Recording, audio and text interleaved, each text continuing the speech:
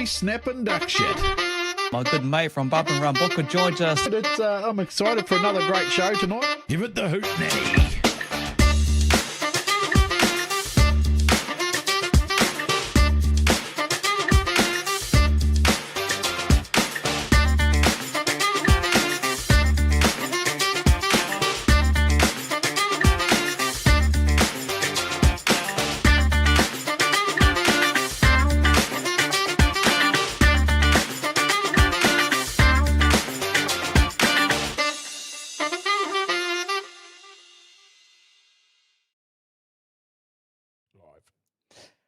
Welcome along to Trackside with Kokpit, brought to you by Vasey Engineering and Supplies, and also Technical Welding Services. Another Wednesday after having last Wednesday off, but we continue on with what we promised from last Wednesday. My good friend down there where he's sweating in the hot as always in the beautiful Hawke's Bay. Hey, good luck to the Magpies as well in their rugby this coming weekend. How are you, Books?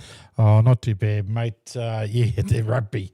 Holy shivers! I don't like our chances, to be honest, with the against the Crusaders. But I'll stay positive and stay strong. You know how it is. I've always got my little button here. I can, my come on the bay. But you got to support your teams, whether it be in the rugby or the speedway or whatever, win or lose, don't you? So I'm keen to back them. That's for sure. And you never know. You never know on the day, mate. Everybody can win. Oh, definitely, mate. Exactly. And our little team from where I live, our Thames Valley Swamp Foxes defending Miers Cup. They head down to Ashburton, taking on Mid-Canterbury. And, they've got the Miers Cup up for grabs. So looking forward to a pretty big weekend in the Pacific Cup of Rugby League. But last weekend, for those who headed up to the big mountain, they would have been treated to what was, I don't know what you would call it, that unfolded with the wet and everything. Bathurst really turned it on. Oh, mate, I think I was... I've probably seen that weather glad I wasn't sitting it. You'd be miserable sitting in it. You'd have to be really drunk, I reckon, to be able to handle it. But I suppose after that weekend was full of surprises and good news. I mean, everyone's saying here, our very own councillor's back on the council again. Kinzer, congratulations on your re-election to the Paeroa City, to represent Paeroa for the... You explained this to me right the other day, so I'll get it right. The Haraki District Council. Yeah. So you're the Paeroa Ward. So congratulations again, mate. Obviously, your community think you're okay. They probably don't know some of the stories that I know, but we'll keep quiet on that, eh? Yeah. No, it was a kind of weird experience, like up and down the country. Everyone was coming out of the woodwork, everyone throwing their names in amongst the hats. But to be re-elected again, I'm happy with it. It's going to be an interesting 3 years. I can honestly say there is no money around in the country to kind of get those nice to have things in local government, but we'll just venture on through. And I think if I stick to my promise, 3 terms, it's all I wanted to do, because after this, it was all going to be my family time, my commitment to the wife, the daughters and the grandkids. And we'll see what happens over the 3 years. I don't know, mate. I could change my mind in the second of last year. You know what I'm bloody like. But to everyone, I hope everything's been well with you, and you got to your local speedway track to enjoy a lot of the practices. There's a fair bit going on around the country. I know you were at Miani, and there's a fair bit going on there. Yeah, mate. I went out and watched the Miani practice on Saturday in the bloody sweltering heat. I think we had like 30 degrees for Friday, Saturday here in the Hawke's Bay, and it was out the gate. But there were some nice cars and some young people, and the Crawfords that were in the mini stocks in Rotorua last season. Yeah. They were quite quick, those young Crawford boys. One of them switched to a super saloon. Yeah, I see and that. He had his first hit out, and he looked like I was talking to him. He was pretty excited to go around, and a few other new ones from last year that started near the end that are back this season. They were excited to get at it again, and everybody was excited to be there. A couple of new built cars that people have built, and it was good. I only watched the first practice round one, and then I went because I was too bloody hot for me, mate. I need to go home and sit on the couch and turn the fan on and have a quiet ale. We've got practice tomorrow night, so I'll go back out there tomorrow night, and I'll probably do a live again for the people to watch practice like I did. We'll just... Yeah, I'm looking forward to it again, see what extra cars are there. I mean, the thing that surprised me, Kins, is you look on the old Facebook to have a look at practices around the country, And to be honest, I wasn't expecting the numbers to be there because the way the economy is and how busy people are at the moment and trying to get everything sorted. I thought there'd be low numbers, but it looked like the numbers to all the practices and even the new opening meeting. I think did Nelson run on Saturday? I think they looked like they had really good numbers, mate. So that's positive. And I did hear that a lot of the purchase of licenses is going flat out. So that's another good thing to hear. So it looks like we're up for a really good season. Yeah, definitely. I around local track just down the road there in Huntley, they had a massive turnout. They've got another practice. I see Waharoa's going to have a bit of a practice coming up as well. And I also see too, Rhodes or Vegas had a bit of practice as well. But like everything, bring on Saturday, and I'll just quickly share this. This is how the official first weekend, or second weekend in some sense, what's on, courtesy of Speedway NZ, Ocean View, Eastern States, the Glen Beachlands, over to Park, and then on the Sunday you got some Rosebank action as well. So like Booker said, we're pretty well getting into the swing of things.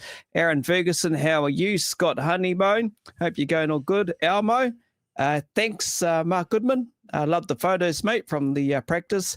Philip Elder, Muddy Goodley's in there as well. Josh Barton, appreciate Josh. Got the old Kokpit Media sticker on the car. Ian Wilson, can't wait to catch you and the family again, Ian. Darren Letwood, Caleb Ashton, Paul Mason. Practice tomorrow, like Booker said. Josh Barton, who else is in there? Everything's all go books. Well, I suppose we better roll into it because we've got 3 guests to join us who are flying halfway around the world. But you want to touch on something first? Oh no, I just wanted to quickly say that apologies. We were supposed to have Josh Prentice in as well, but unfortunately things have happened and he can't make it tonight. So we will catch up for him eventually. We got to understand that these guys have been away over in England. They're probably trying to catch up on their holidays and being away, so we appreciate the time they give us tonight.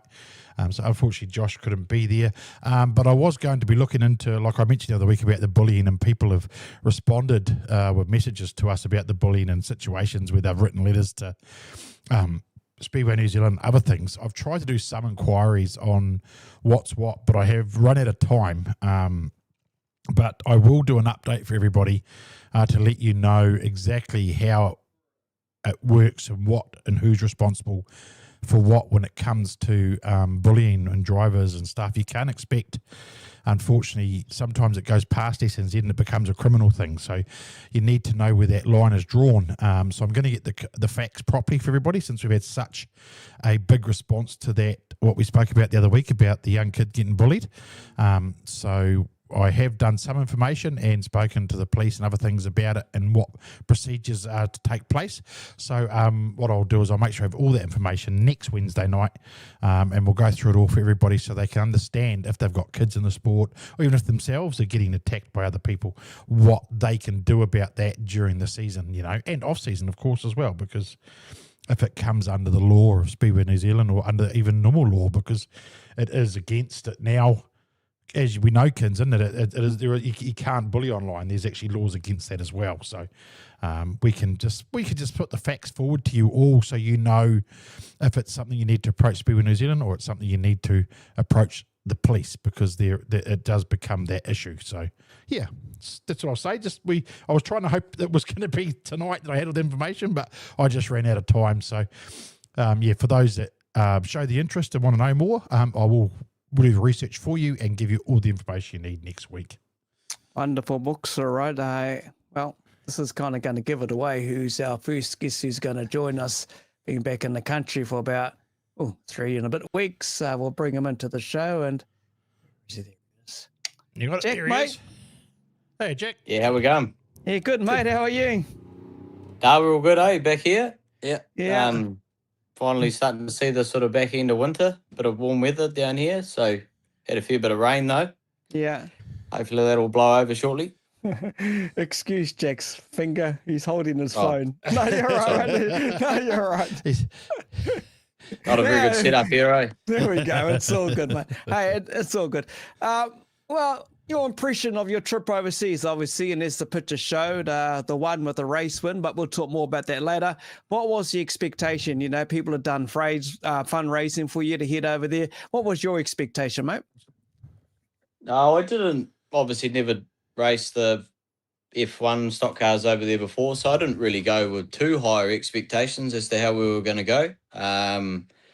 But yeah, that was the intention with going a little bit earlier. So we got 2 weekends worth of racing in before the World Final weekend, and never managed to have a half a day at Kings Lynn, the track where the World Final was run. So it was good. Got to completely different cars to what we run back here, obviously. So different sort of driving style required. A lot of the races, quite big fields too. So yeah, they were. I'll come out soon. Sorry. And all that's right, all right. Finn, You're first, fine, mate. mate. Right, I'm on the phone. That's all right. Yeah. Do you want to come sit up with me? Bring Yeah. her in. Um, Yeah. The That's the all right. oh, hang on. The oh, what have we done here? That's all right. There we Yeah, go. you're back. Oh, There we There we go. Oh, We're there back. she is. There we go. Yeah. So the cars they took a fair bit of getting used to. They yeah, huge big engines in them. Quite a bit more exposed around the wheels and that. So you can't sort of lean all over cars and bump through the traffic like you can back here. But yeah, the the guys over there that were helping us out were good. So we can't really thank everyone enough for what they did and the effort they put in. It was a fairly big few days when we got there because we got there the Friday afternoon before the racing at Bradford on the Saturday. There wasn't even an engine in the car. They were still welding bumpers and side rails on it. Yeah, so it was a fairly intense sort of few first days of being there. Yeah. But yeah, like I say, once we turned up to the track 10 minutes past 5 when the racing started at 5, rolled the car out of the trailer, I put my gear on and we were straight out there and into it. So typical sort of for our style back here, really, just in time. But yeah, thankfully sort of got out there on the track and started the first couple of runs off the back just to get a bit of a feel for it. And then, yeah, we started running off grids for the rest of the time we were there. So it was good. Scott Tennant was at that same meeting, and I think it might have been the Grand National race at the end. We were having quite a good sort of battle together there for a bit. So, yeah, no, we had a good time, good few weeks. Met a whole lot of new people, a lot of people we had already met from coming back out here and that. So, we had a blast. Yeah, like you touched on thanking those over there, and as you say, just got there, the engine wasn't even in the bloody car. But what about thank you to all of those people back here in our country that helped with fundraising efforts? You had some T-shirts, you had all sorts going on. Hey, mate, how are you? But, you know, there were all those people back here in the country that gave generously and made it work and get you over there. You want to say thank you to all of them, everyone here? Oh, yeah, honestly, I wouldn't want to sort of single too many people out, if anyone, really, because there was that many people that because it was sort of pretty last minute when we decided to go over. And I wasn't even going to bother trying to do a fundraiser or anything. I sort of thought it was a little bit, sort of last minute. But we had a few people that sort of pitched in and give us a bit of a hand. Yeah. And we organised something. And like I say, the people that turned up and donated bits and pieces for us and give us a bit of money here and there to get over there. It was great, because it's a big cost going over there. Not only the flights, but like I think the pound's pretty strong, or our dollar's pretty weak at the moment. So you give them, for every $1 of our money you give them, you get like 40 cents back or something like that. So your money doesn't go too far over there. And pretty much, like tyres are sort of £200 or £300, and it's not a lot different in costs compared to us, but obviously it's pretty much double the money when you start converting it. Yeah, they have the great when they come here, don't they? yeah, they double the money and some. So what did you find the biggest? What was the biggest thing for you jumping in the car that you found from what we do over here? I mean, like when you jumped in it and you took it for a drive, what's the first thing that you went, oh shit? Oh, crazy amounts of power. So yeah, that. Well, when I say it was like the whole time you were driving, like you were on like a really slick track back home here. So just really good throttle control. The cars were surprised. It was the opposite. I knew they were going to have heaps of power, and from talking with other people that have been there and done it. But I thought because of the tyres they run, that they'd have heaps of grip, and because they run sort of standard brakes and things like that, I thought they'd have really good grip and pretty average brakes. But it was the complete opposite. They had really good brakes and not a lot of grip. So that took a little bit of getting used to. Yeah. No, I got it. I'm gonna hold it. But like I say, the car's completely different. They're not sort of they're pretty limited what they can muck around with, unlike us back here. We can change different bits and pieces and spend quite a bit of money on different shocks and in suspension components and bits and pieces like that, where they're sort of controlled down to like I think 2 or 3 different brands of shocks, and every shock's the same on each corner, and you've got it all use the same sort of right-hand side tyres, and a little bit more open what tyre you can use on the inside of the car. Everyone's got to use the same brake pad. Yeah, so the cars are a lot more even compared to like our, when you compare them to our cars back here, you can spend a lot of money and have a lot of good gear back here and go all right, whereas it's not really the case over there. You have to have a good combination of car and crew and everything around you, and you have to be pretty clean because big fields, when you're starting, because they grade you as well, so the sort of more novice guys are starting off the front, and then they work their way back to the real top guys start off at the back at every race. So they come flying through the field like no tomorrow, those good guys. So that's what's kind of good. When I got there, I started the first 2 races off the back behind those sort of superstar drivers that are over there.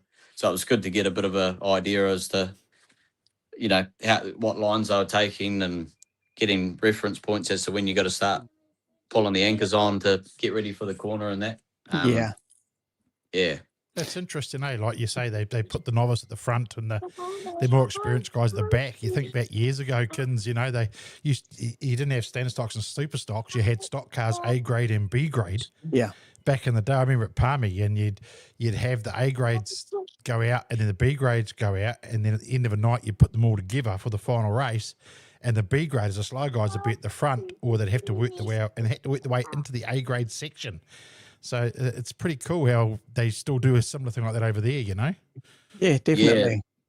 Yeah. They've got, unlike back here, like the class race together every weekend that there's racing on. Like that's the other thing that's quite good about over there and why they're such good drivers. Like over here, there's every individual club and they'll run a meeting on a Saturday night, and then it's not until the championship meetings when everybody starts to travel and race together. Whereas over there, if there's a meeting on somewhere, that's the only meeting on for that formula. So unless you're obviously in the likes of Holland and that, where the Dutch are racing, they've sort of got their own sort of runners, the different, like Speedway New Zealand, like they're like a separate entity over there, I guess. So, but the Brisca sort of entity, they work together and they'll run the meetings for each different class. They're always racing together week in, week out. So it's good for the drivers as well, because you're always with, if you want to race, you've got to travel and you're racing with all those good guys week in, week out. Yeah, exactly. What you missed, how'd you get on off the track with the food and everything else? How did you adapt to all of that stuff and what they get up to, the antics in the pits? It's a lot different, obviously. The drinking culture is pretty big over there. So, over here, we like to have a few after the racing's done. Well, we're not allowed to drink during the racing, obviously. But yeah, everyone but the driver over there, from the moment they get to the track, probably even before, they've got a beer or wine in hand, and they're keeping well hydrated. So that was a big shock, and something to get used to. But yeah, hey, look, the food and that's all much and much just like what we eat back home here, I guess. There's pretty good places that we went to and seen while we're there, with what time we had away from the track and racing and that. So yeah, everyone's very sociable. Cool. They roll out the red carpet for sure and made an effort to try and do a bit with us while we're over there. It was actually my birthday while I was there, so they made a big deal out of that. And yeah, we had a reasonable day, for that as well. So that was great. You managed to sneak in a Women's World Cup game, go and watch the Blackburns, I see.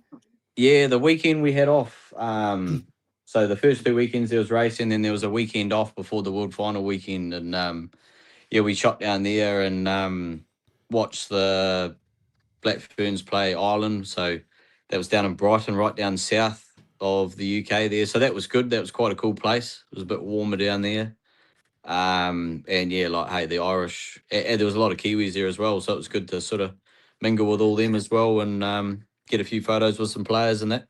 Awesome, mate. That's what you had yourself a win too while you were over there, Jack. Yeah, that was, like I say, I didn't have very high expectations at all. But the second meeting we did, I managed to win a consolation race. And then same again at the night before the World Final, the Friday night, with all the overseas drivers. Managed to get a consolation win there and managed to win the final as well, that was pretty much the highlight of the trip as far as the racing went, because it was quite a hard race. Managed to get to the front and sort of diced away with a few guys at the start of the race and managed to pull a good lead on. But yeah, there must have been about 4 or 5 stoppages. And unlike here where you stop, where they bring the flag out, they bunch everyone up again. So so managed to hold off a few attacks from some of the good Dutch drivers that were there and come away with the win.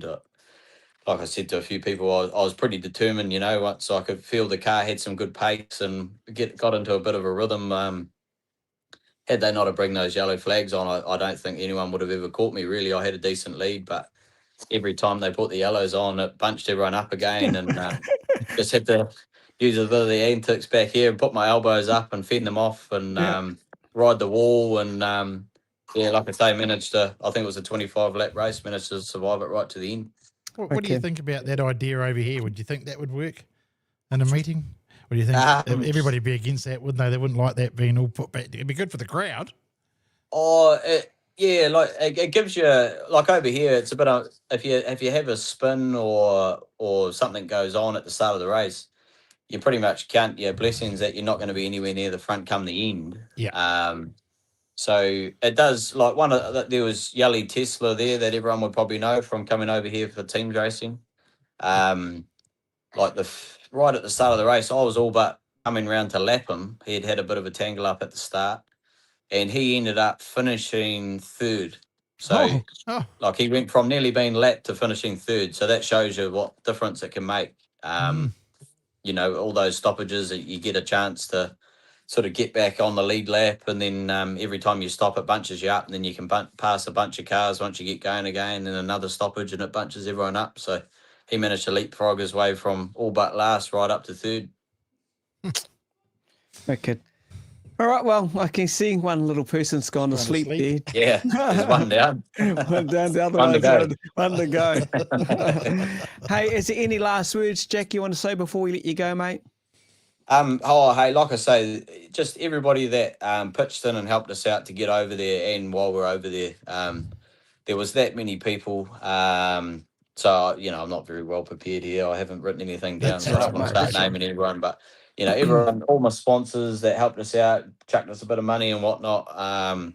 It was great. Like, we ended up, it blew me away how much we ended up raising. Like, I think there was sort of 20-odd grand we ended up with there and some. So, like, I actually ended up coming back with a little bit of money. So, there's a bit of we'll tuck that away. There's a bit of a plan to maybe try and get over there again in the next year or two if things work out, and maybe try and give it a bit of a nudge on the tar seal over there just for the experience of that, because obviously we've got nothing even close to comparing with that back here.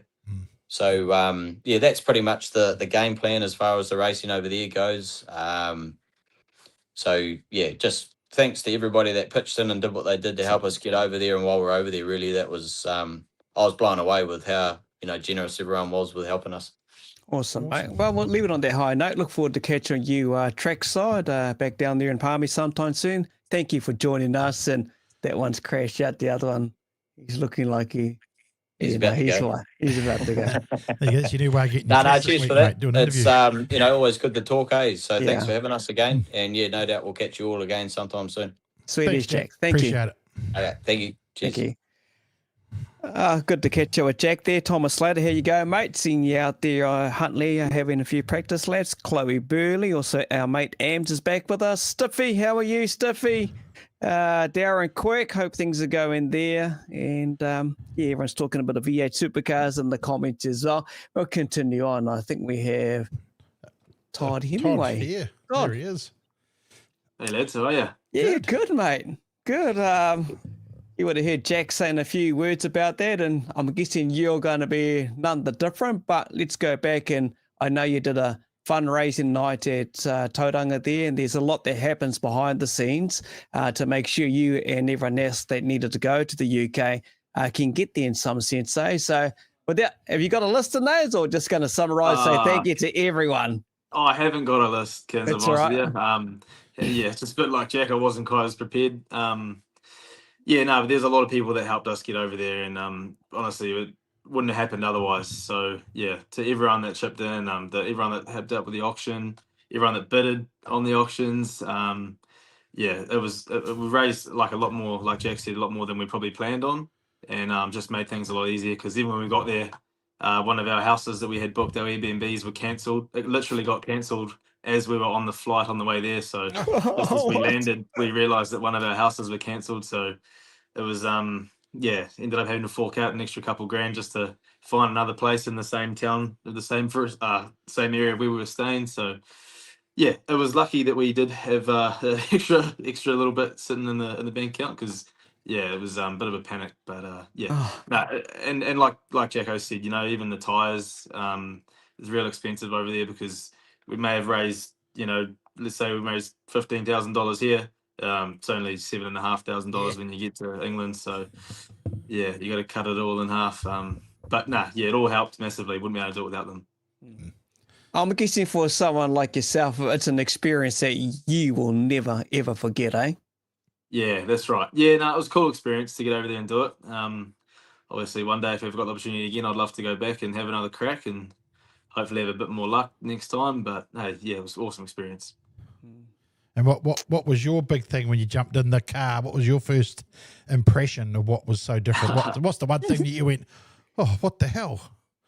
I think, yeah, like Jack said, you know, he touched on definitely got a lot more power. But in saying that, they didn't actually, even though they had the engines are a lot faster, the cars didn't almost feel all that faster just because the amount of wheel spin we were getting. And I think I was probably the opposite to Jack.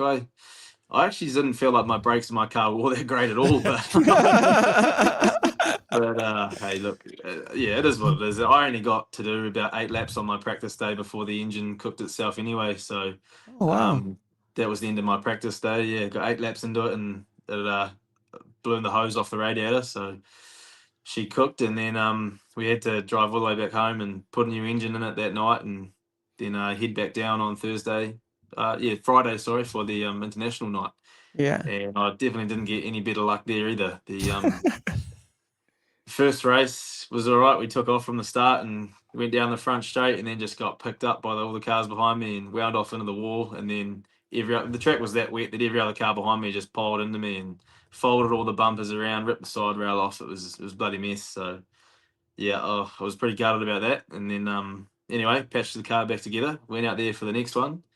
And yeah, and then I think it was the gearbox let go about 5 laps in that race. So that was unfortunate. And then we got to do the consolation, and then the drive shaft broke in that one. Oh, jeez.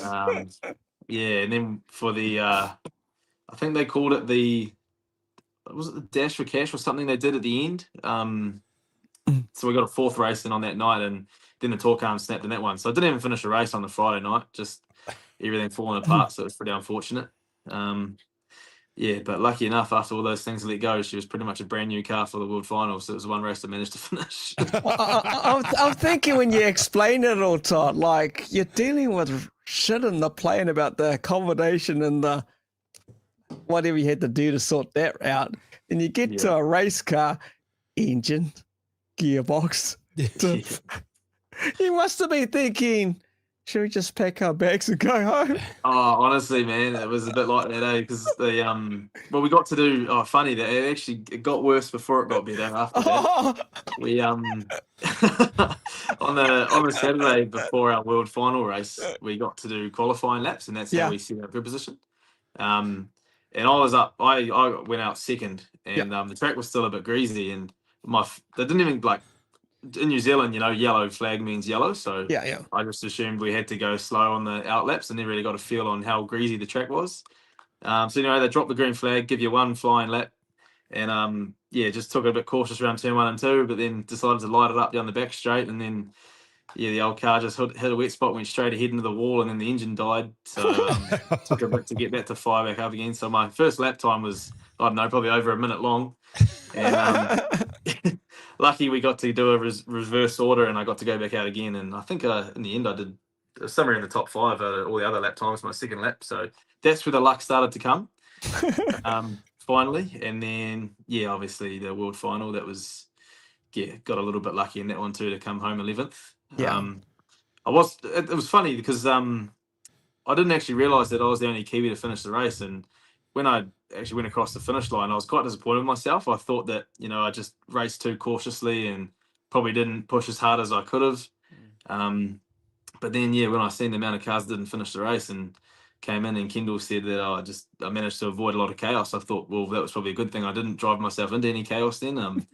Might have worked in my favour, but that is what it is. Yeah, being cautious could always work in your favour. You touched on Kendall, and I know young Flinny was over there. How'd they find the racing? They had a bit of a dabble in a couple of cars, eh? Yeah, no, they loved it. I think it was just about the same. They weren't quite used to how, I guess, the cars don't have as much grip as ours. And when you get those shunts at the end of the straight, their cars are a lot harder to stop before you hit the wall compared to ours. I feel like ours, you get a big tubing up the backside, get into a corner, and it's pretty easy to just tap the brake pedal a few times and pull the car back onto the racing line. But over there, we just felt with our cars, when we got a big shunt up the arse, there was nothing stopping us from hitting the wall. So apart from that, they loved it. They had a lot of fun. It was real cool that Frankie managed to tee them up a car as well. So we all got to have a skid, made it all worth a while. So the overall, though, you must have, like, after having all that bad luck you had, and then you finished the World Final, that must have been for you, like, a great relief for the amount of bad luck you had building up into that, surely. It was a relief. I mean, I was pretty stoked. I mean, all I wanted to do was just finish the race, because obviously I hadn't finished the race the first night. I got to stand on the sideline and watch Jacko just drive the wheels off his car, and it was quite impressive watching him, the way he handled that. He got a lot of pressure from some of those Dutch boys, and his car just looked immaculate on the track the way he was driving it. So all I wanted to do was just finish the race. That was my goal. And after all that bad luck, I didn't really care where I finished. So I was pretty stoked to finish the race. But the bad luck came again after that. And now after the World Final, we did like another final race that I managed to qualify for. And at one stage, I was battling in the top 3, and then I think it was Dave Polly just gave me a big shunt going into turn 1, and just again completely lost the rear of the car, slammed into the wall, blew the front radiator and the fan pulley and all that off the front of the engine, and that was the end of that night, obviously, and which put us out for the Sunday night, which was the World Masters. So didn't get to race Mildenhall either because of that, and it was a shame. Hey, but hey, look, it was an experience. I got to, I guess you could say, experience the true side of stock car racing, because we've all been down that road. But hey, it was good fun. All right. Oh, sorry, go Books. I was just going to say, so what's your overall take from the whole thing? Like, what do you walk away from it all now you're back home? Like, obviously it was worth the trip, but what's your overall take of your overall feeling of how your whole trip was? In general, it was awesome trip. Like like Jack said, the people over there are great. With Frankie, you know, and Carl Hawkins and their whole family, you know, they're just real cool people to talk to. They're real friendly. Yeah, it was just obviously on track we had a lot of bad luck, but apart from that, the rest of it was awesome. Yeah. All right. Off track. What did you enjoy about the country? Get away from the racing. What else did you get up to? Put the racing aside. It turned to bloody cusser for you most of the time. What did you enjoy? What did you, Kendall, and everyone else that was with you enjoy around the whole European trip?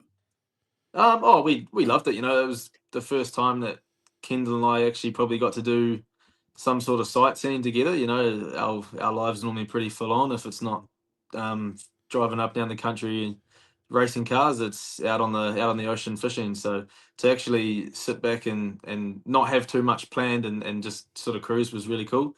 And yeah, I think if there's any place to do some sightseeing, the UK is definitely the place to do it. Got to see some pretty cool old buildings. Yeah, really blew me away, the engineering, the architecture they had back in those days. You know, to think what we build today and you look at what they built back then, it's pretty mind blowing. But yeah, no, to take the whole thing in, it was an awesome experience. Really enjoyed it. You'd reckon you'd go back again? Obviously, you would love to go back and race, but would you love to go back for a holiday and do the whole European thing, Ireland, Wales, Scotland, travel around the whole area?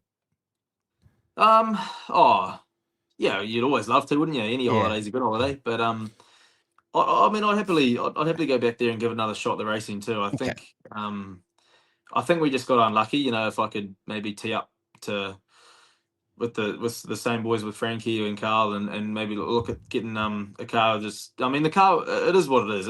All race cars have their faults, unfortunately, and there's not much you can do about it. But yeah, obviously next year the World Finals at Bradford and didn't get to race there, so that'd be cool. And like Jack said, even give it a go on tarmac one day would be awesome. And I mean, I'm still quite young, so hopefully in somewhere down the track that might get the opportunity again.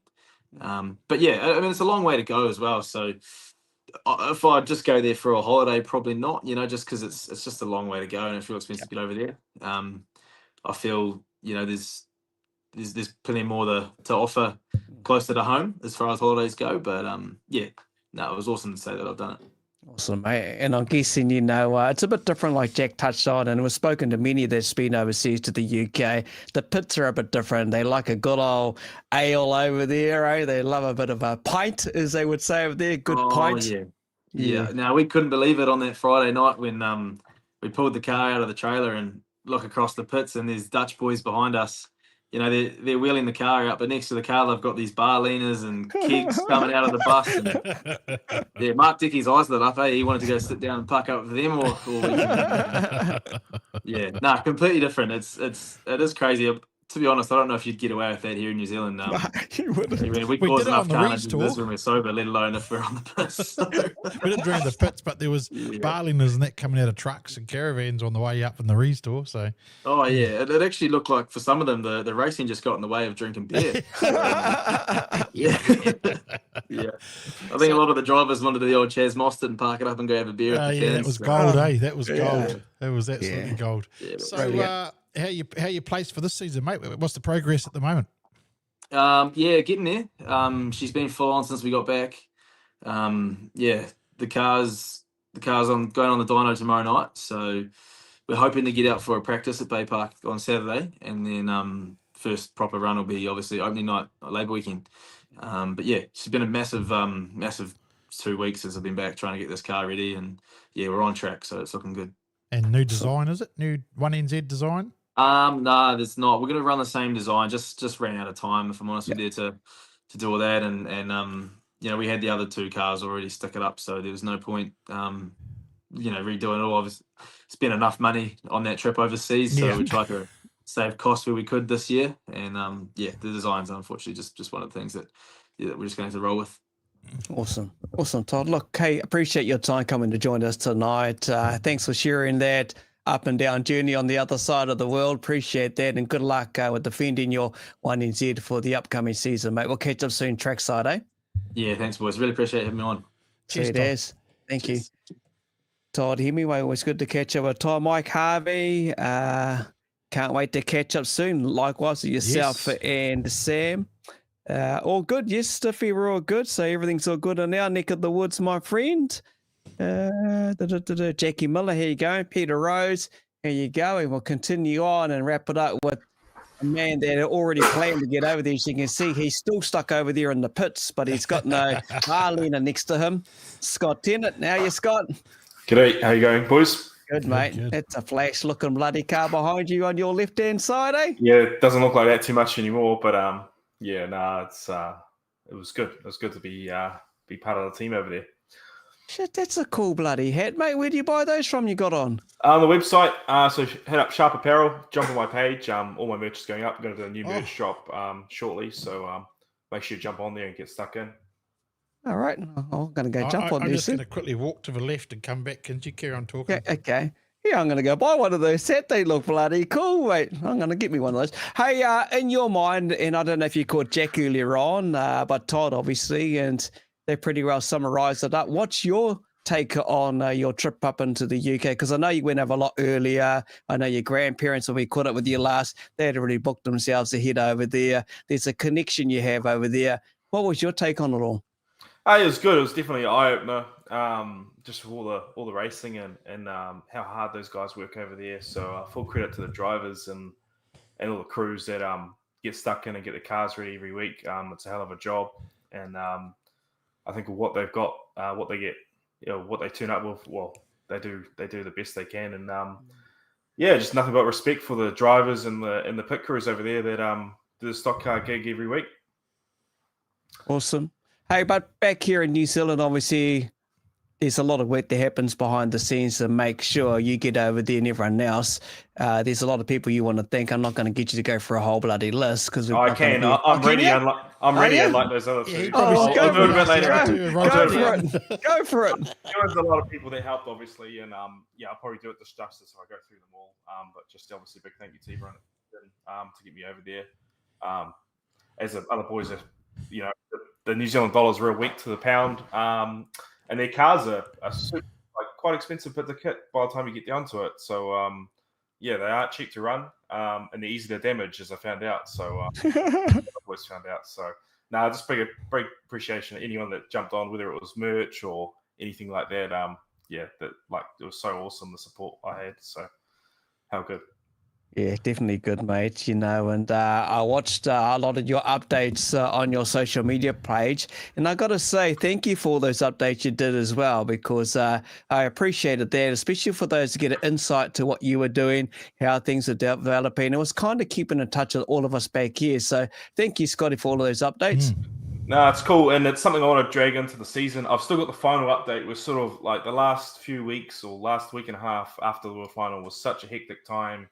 Repairing the car, then doing XYZ, it was such a hectic time. I didn't really have a chance to sit down and go through a few things. And then when I got back, I had no voice for the first week or so when I'm back. So honestly, I'm still sick now. I'm just coming right. So I've got one last update. I'm hopefully get it out for you this weekend. It might have a bit of my Superstock over here. So go through a few things and talk about the World Final and a few other bits and pieces and summarize that trip. But it's something I want to carry on. Maybe not to the same extent that I did over there, but maybe even if it's once a month, a quick chat with all the people out there and give you an insight of what's going on behind the scenes, I guess, and our crazy life in the Speedway world. Yeah, definitely, because you really painted a good picture. You were quite articulated in the way you had delivered yourself in those little updates. You actually really painted what was actually happening there, and it was really one way to keep in touch on how it progressed. But, mate, you had a bit of an up and down type of bloody journey on your racing around the track. Did you flip over, or you were close to it? Yeah, I had a guy on my roof. That's what it was. I had a guy, the wing over here. It looks pretty good there, but it looked pretty flat. They wanted to kick me off. I had a guy come straight over, one of the Dutch lads, and he didn't speak a word of English. But that's all right. He was full noise. He was getting into it, and he was on my roof doing a big skid. And then I sort of jiggled the car around and kicked him off and rolled him over on the other side. And then they were trying to kick me off, and I was like, no, well, if I've got my tires up, I'm going again. Like the wing's fine. The wing's half hanging off, truth be told. And I'm like, I don't know if this thing's going to stay, but I just kept going. And that was the overseas qualifying, overseas sort of day, the day before. And then, we had a bit of damage on the big weekend, which obviously is never good. We got onto the race and blew a drive shaft pretty much straight away. So that was a disappointing end to that. But Well, actually, it wasn't the drive shaft then. It was actually the diff. I did a big number, which ended our racing for the weekend. There was that much damage from it. But yeah, that's the way it goes sometimes. It's motorsport. We prepped the car as good as we could. It's one of those things which, just happens, unfortunately, when you're dealing with a machine like this. And But yeah, no, I enjoyed my time. Like Mike Harvey's got here in the comments, how did you find the big wing? We know Asher had an experience with it down at the 240s from memory a couple of seasons back. How did you find those big wings, even though your one got flattened? But how did you find it overall?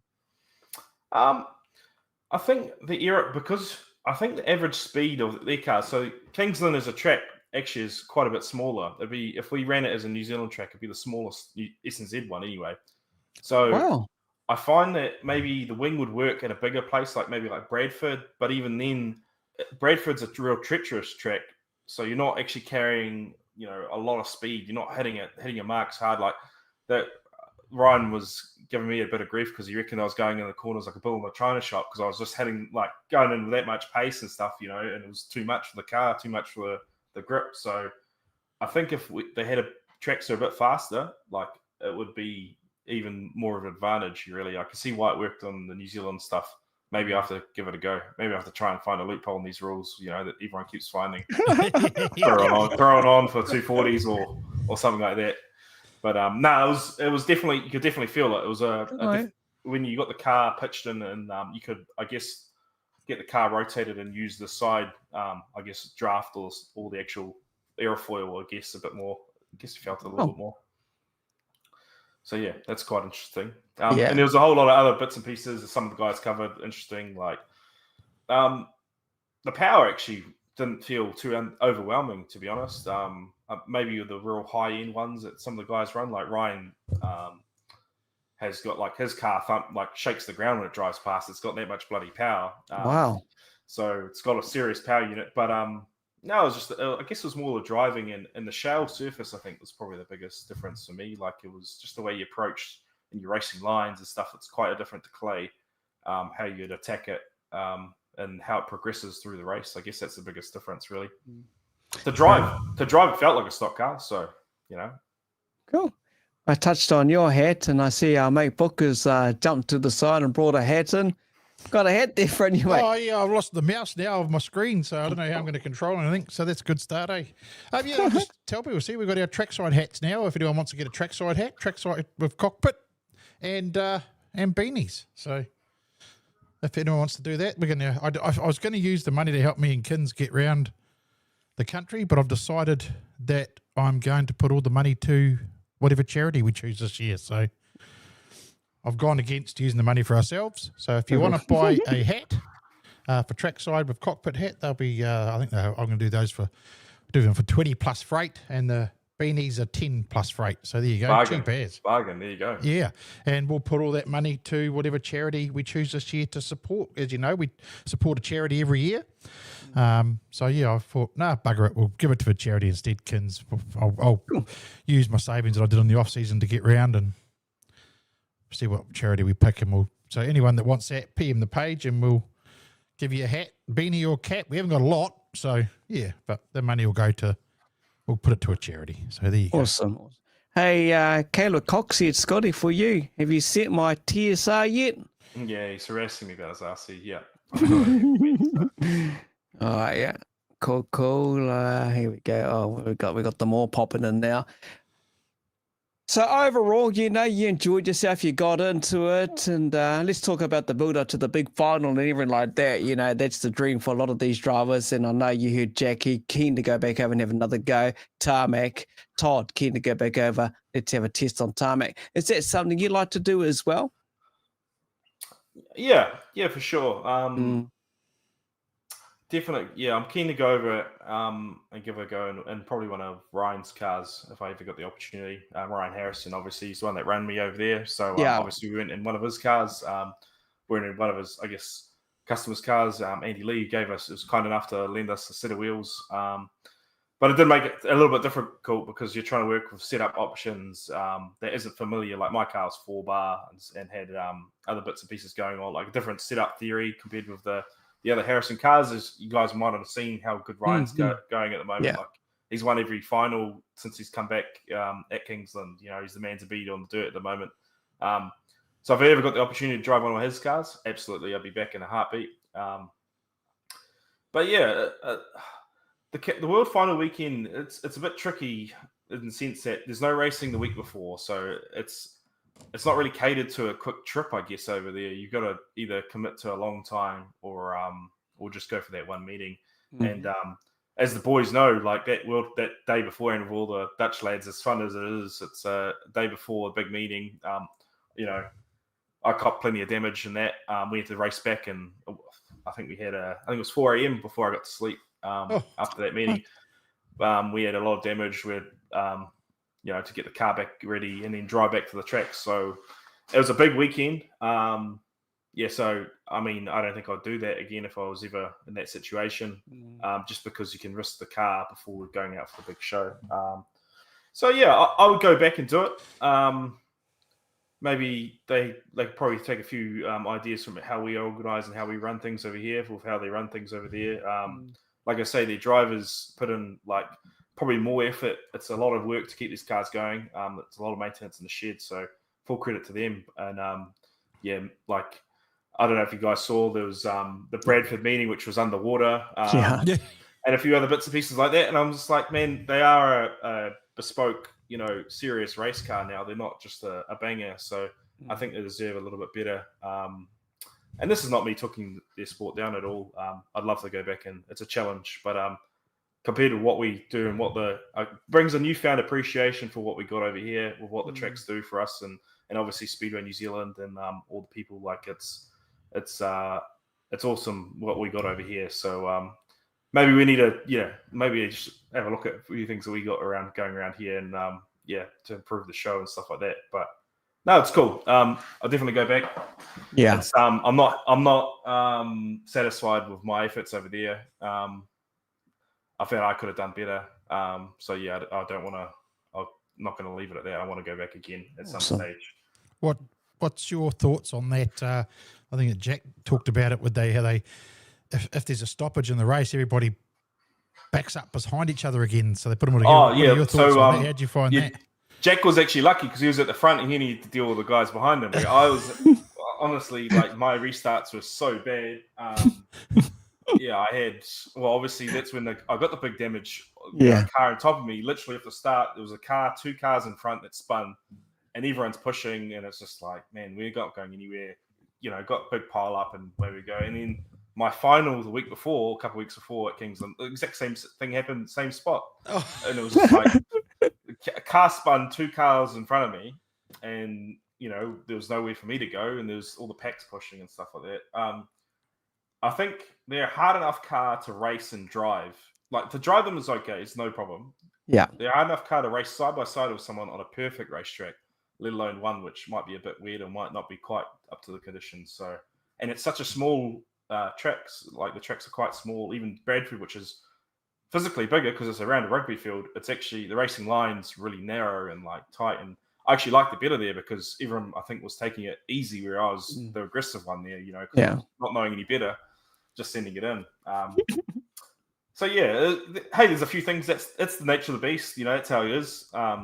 Sometimes you're the hammer, sometimes you're the nail, and you know, and I'm sure, like, you know, they've got similar things to say to our sport over here. But yeah, I'm not too sure what racing the rain and stuff like that's all about. Really, it's not really stock car racing these days. I mean, if it is, I don't really want any part of it. So, felt sorry for the guys that were trying to brave that meeting, and I'm glad when like we wouldn't do it over here. Like, the competitors would just park up and would say, no, we're not going out. So I think it's probably a bit different where everyone's maybe a bit more keen over there. I guess they want to go racing, but I don't know if that's racing or that's floating around the track. Yeah, but it was cool. There was a lot of differences, and it was definitely a challenge. That's for sure. If it's not racing, they'll be having a bit of a drink up in the old pits as we kind of get it. Yeah, and honestly, looking at the guys from Holland, like, they came to have a good time, really, and you know, full credit to them. Like, we're out there taking it really seriously, and you know, maybe not have the results, and you know, looking around all, you know, disheartened, I guess. And I look over to them, and they're all having the time of their life, you know, sitting around, you know, drinking. I don't know what the beer was. Nigel de Kock gave me a Dutch beer or something. I don't know what it was, but it tasted all right. It was cold, obviously. And yeah, they're all super friendly and like they're having a good time. And I'm like, you know what? That's a good way to do it. You know, Yeah. It doesn't matter if the car's in a million bits, you know, but they're all around there smiling and laughing and having a good time. The music was playing. I couldn't understand any of the lyrics, but it was fun. It was fun. It's amazing. Aside from the racing with the family and everything, what else did you just get up to away from the track? Yeah, a bunch of stuff really. Like Okay. went and checked out. Like I try to do as much as I could really, like during the day. So I went and checked out Oxford Speedway, which is I think it's the second oldest speedway, as in for motorcycles in the UK, or one of the oldest ones. It was not used as a motorcycle speedway for a little bit, but now it's back. So it's good friends of Zoe Irons Yes. from SNZ. So they're good friends with the promoter there. So that was a cool night out. Got to see some real, like some good action, and yeah, those guys. It was Oxford Cheetahs versus Pool Pirates, so they're putting on a show. Went to Silverstone, checked out the British touring cars. That was cool to see. Yeah. A whole bunch of other stuff, and obviously went up to Middlesbrough and spent some time with family. Went to the old pub that my granddad used to venture into when he was a wee lad. So it was cool. I was definitely the youngest in there, but that was cool. They're ripping in. Yeah. But no, I was honestly love the place. Yeah, it was definitely an experience. We got to see as much as we could. But obviously, you know, working on the car a lot. The first week and a bit there, we pretty much did nothing but stock cars. And yeah, like a big thank you to obviously the Harrison supplies team. Ryan's full-time stock cars. He's sick for it really, and he works so hard. His work ethic is so good. I don't think I know anyone else that works harder at their craft. So it was cool to be under his tutelage and learn a few things, and hopefully bring that back to our season this year. So yeah, we're looking forward to getting back in the Superstock. On that, how are you looking for this season? Are you ready to go on the track now, or you still got a bit to do? Yeah, pretty much. Yep. Still got a few bits and pieces to do. We've got some new performance parts to come. Yeah, everyone's probably sick of me that works with me because I'm forever pushing the car to try and be better. So we're running a little bit behind, but we'll be out there soon enough. Motors all going and stuff like that. So it just needs a few other bits and pieces. So, you know, big thank you to all the supporters and stuff. I've been a bit slack at being in touch with them, but obviously being on the other side of the wheel for a little while, I'm still not caught up on a whole bunch of stuff. So yeah, it's going to be cool to get back behind the wheel of our car and yeah, see if we can hit the ground running this year. Well, you got a big championship coming up in February. You got to defend, mate. So we'll leave it at that and see what happens. Yeah, we've got big championships everywhere. I mean, I guess after driving cars over there, like I come back with a newfound hunger for what we do over here. So yeah, I'm really looking forward to getting back in and pushing it even more. Obviously, yeah, there's a few big titles, and yeah, we want to be up there in all of them, really. Awesome, mate. Plan to go to all the big ones this year, Scotty?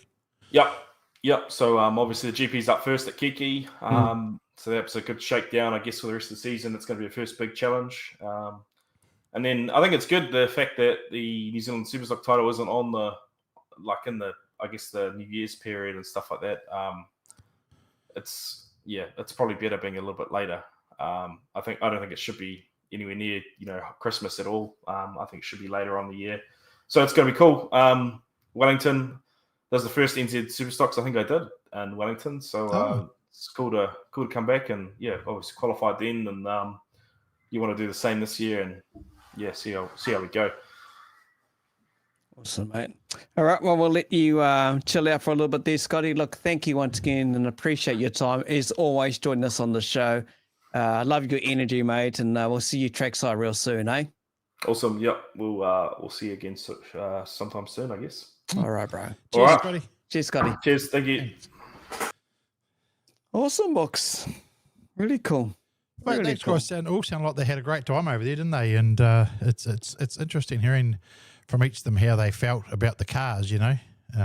Yeah. I mean, Todd, geez, did he have some bad luck, eh? Holy snapping duck shit. Even in the plane, didn't even have a roof over his, not all of them, you know, get to deal with that when you landed. Totally agree. Should be no big meetings over Christmas. Regan O'Brien. Yeah. Wayne Knotson, if you get a chance, check out Danny Halgrove's new paint job. I'll go and have a nosy at that. You might need to put the sunnies on. Autumn Nats are coming up as well. No, he's saying he can defend the autumn Nats. Yeah, we'll catch up with him when it gets closer. Hmm. Cameron, how you going, Cameron? Oh, Wayno. Hey, Mr. Wants. How are things, mate? Blake Hearn. Blake's got a new car too, so yeah. So there you go. If you want a trackside hat, what did I say they were? 20 plus freight. Yeah, in 10 plus freight. Pennies are 10 plus freight, and that all goes to a charity. So if you want it, message us on the page and let us know if you want one. If you don't, that's cool. But yeah, something different we thought we'd do. But yeah, I don't know what we've got coming up next week yet. We haven't sort of sat down and worked that one out. But there's obviously Speedway this weekend. Practice at Miani tomorrow. I think, tomorrow, Thursday. Yep.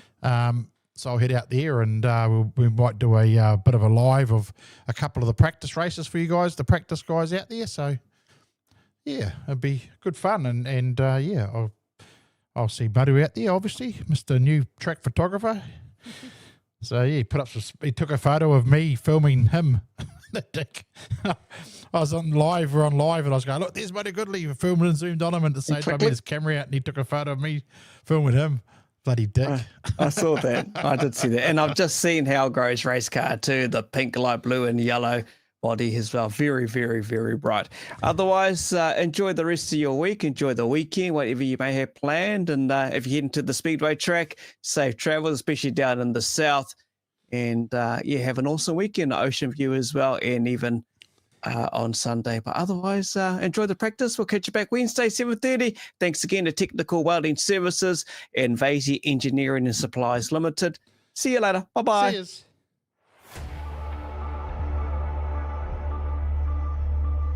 Holy snapping duck shit.